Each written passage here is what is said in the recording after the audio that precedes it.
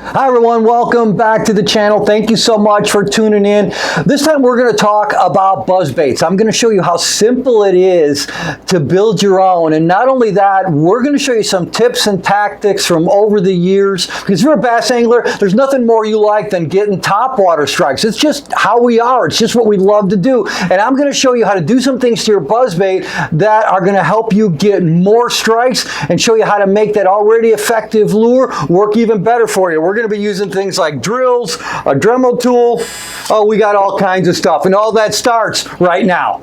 As always, all the components that I'm using can be purchased from Lure Parts Online, and I'll make sure I put the part numbers down here for you in case these are the exact ones that you want to build on. But there's a lot of options. For example, we're going to be building on the Pro Planer head from Lure Parts Online, and it comes in a bunch of different sizes from 1/8 all the way up to 1/2 ounce. And I'm going to be building on a black one today as well as a white one, just to show you a couple different options and the way that I build them. Now, the reason I like the Pro Planer head design is your standard buzzbait is always an inline from the hook, from the line tie all the way to the head.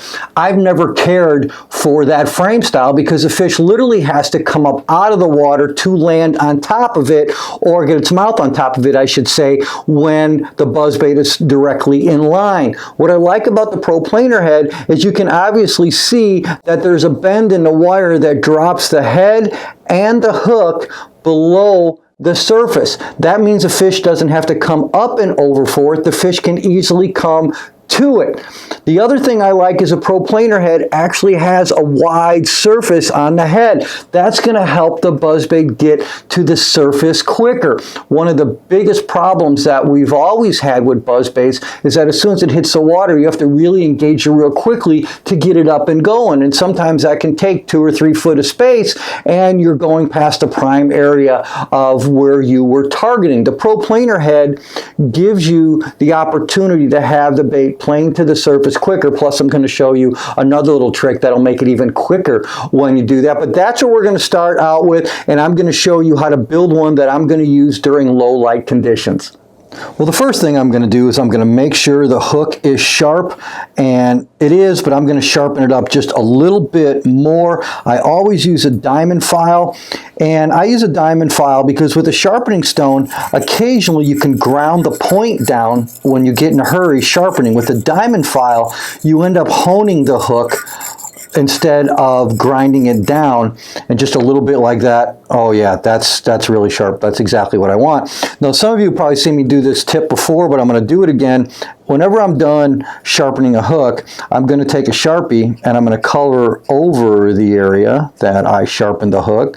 And the reason I'm doing that, for those of you that don't know, is that the chemical in a Sharpie will actually keep your hook from rusting. I don't remember where I learned that from. It's been a long time ago. I would definitely give the person credit if I could remember that. But ever since I started doing that, and like I said, it's been a long time, I've never had hooks rust. So make sure you always carry a Sharpie with you when you need to sharpen your hooks. It'll just have them last longer. So okay, that's that part of it right there. The next thing I'm going to do is, although the hook will work this way, I like bending it up just a little bit. I want to create a little bit more of an angle, and that's all I need right there. Now, why I'm doing that is because now when I go to set the hook's already going to have that angle, so chances are it's going to hook farther back in the fish's face, and that's exactly what I want. I want a more positive hook set. So that's exactly where we're going to start. Now, the next thing we're going to do is I'm going to rough up the shaft here before I put the blade on. And the reason I'm going to do that is because I want that buzzbait to squeak more. And to get it to squeak more, I'm going to show you a couple things I'm going to do. But the first one is I am going to take a Dremel, and before I tell you this, put some safety glasses on. I just did, but I wanted to make sure to let you know, always put some safety glasses on before you do this. Once you do that, then I'm going to take the Dremel, and I am going to rough up the surface where the blade is going to sit most of the time. Okay? There we go. Just like so. Okay. There, I've roughed up the surface of the area. You can also take a sandpaper and do that too. I'm going to do that just a little bit more here. There we go. And you'll be able to see on here little divots and where you use the Dremel tool in there, that's what I want. That's a rougher surface. That's what I want right there. Okay, that's the first part of it. Now the next thing we're going to do is I'm going to add, for low light conditions, I like a black blade and a black head, just because in low light conditions it will put off a better silhouette in the water. Now you have to remember something about painted blades. Since the paint gets inside the areas where you're going to put the shaft in, it can knock down the noise because it's coated. So what I'm going to do, or what I've done on this one, is I take a drill with just a very small bit. It's going to be a little bit bigger than the hole that's already in there. And again, safety glasses on. I'm going to drill the opening out a little bit, just like so. There, good. Now you're going to have the inside of that grinding against that shaft, and it's going to rotate freer on there, and it's going to start making a little bit more noise. Now the other thing I'm going to do on here is I'm going to take my little grommet that I'm going to put on there. I'm going to rough that up a little bit too. Take that Dremel tool again. Make sure I have it just right. Doesn't take much. All right, there you go. Now I'm going to take this grommet here, and you're going to see the part numbers on here, and I'm going to slide it on there. Now the next thing I'm going to do is just bend this wire, and I'm not going to bend it down because it has more of a chance to catch on grass and it'll foul up the buzzbait a little bit. So I'm just going to take the arm and I am going to bend it up a little bit, just like so, about like that, just so I've got room for that grommet to come up against. Now my blade's going to be there, and you can already hear it. You can already hear it squeaking a little bit, just like that. Now that's the frame of the buzzbait. Now let's add the skirt. All right, the skirt we're going to add on here is another skirt from Lure Parts, and it's called a Bio Silk skirt. These are silicone, but they act and feel like rubber. They have a great action in the water. I use them on buzzbaits all the time, as well as spinnerbaits from time to time. I just really like the way that they look, and they're durable. So what I'm going to do now is I'm just going to slide it up on here, and on this Pro Planer head, it's got a great place for the skirt to stay really secure, as well as a really good bait keeper on here. This is a black and chartreuse skirt. I've always liked this color. It's just been successful for me over the years. And it looks really, really good, again, on low light conditions. And that's all. I'm going to keep the chartreuse on the bottom. It's just a little bit lighter color. Again, it adds a little bit of contrast to it. And that is basically, that's it. That's how simple it is to build a buzzbait. Now, I'm going to give you another tip here, and I do this on all my buzzbaits. Remember back when we started this, I said one of the reasons I like the Pro Planer head is because it helps get the buzzbait to the surface quicker. I don't like inline heads. It's more effort to get the bait to the surface. Now you can also do this on your blade. You can do something to it to make it come to the surface more, and this is what it is. I will take my thumb, put it in the crevice of the blade, and I will cup the blade in a little bit more, and I do that on both blades. Now with the blade cupped in more, as I hope you can see right there, that is going to catch more water. It's going to jump the buzzbait up a lot quicker. You have less of an area where the buzzbait's going to be trying to come up and get to the surface. It's going to pop up really quickly now with the combination of that cut blade as well as that planer head. That quick, that simple, that's how easy it is to build your own buzzbait. Now I want to show you another one that I'm going to build for you, as well as another really cool hack that you can make an awesome topwater buzzbait that maybe not anybody else has. Okay, now for the next buzzbait, I'm going to talk a little bit about the blade first. Now, obviously, there's a bunch of different blades, different colors, everything there at Lure Parts. And this is what I refer to as a medium-sized blade, and it's good on buzzbaits from about 1/4 to about 3/8. And so that, since that's well within the realm, we're building a 1/4 ounce today, so that works just fine.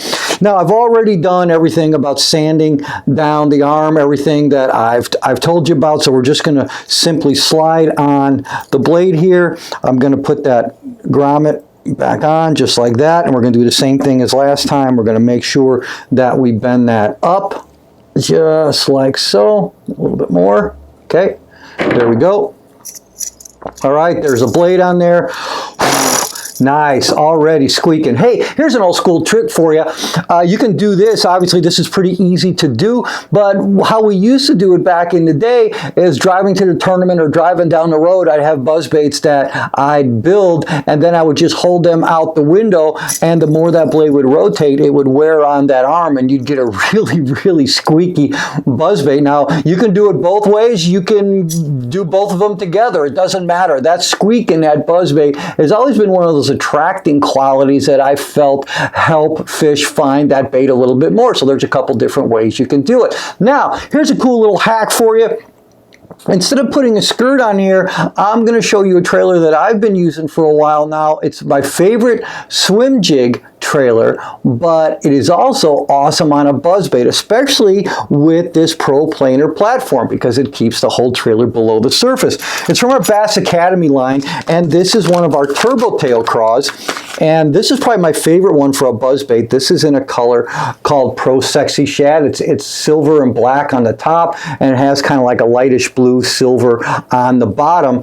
And so what I'm going to do first is, you'll notice there's a little section, or the head of the turbo tail crawl right here. I'm going to cut that off, and that is going to give me the perfect size trailer to put on this buzzbait. You guys are going to love this when you see this. Especially in the fall, or when there's a shad spawn, and you really want a topwater that is going to duplicate the action and the frenzy of, say, that shad spawn, or just when fish are focusing on shad a lot, a white buzzbait, silver blade, and a trailer on the back instead of a skirt is going to give the bass a completely different look than what they're used to seeing. And this turbo tail craw has incredible action, and on the back of a buzzbait is just not something that a lot of people do yet. So here's how we put this on. We're going to rig this right through the center of the turbo tail, just like so.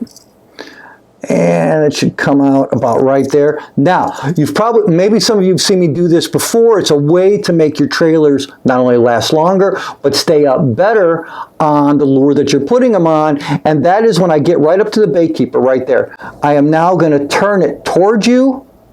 I'm going to push up, and then I'm going to turn it back toward me. That way the trailer bites into fresh plastic. It's almost impossible to pull that off. It's just a great way to do it. Now, when I did this, if you notice, I pushed it up over the collar as well. I want it to meet directly behind the head, and I also want that to stay straight. And as you can see, I accomplished that. Now, there's a couple great things for this. What a great silhouette this is going to put off in the water.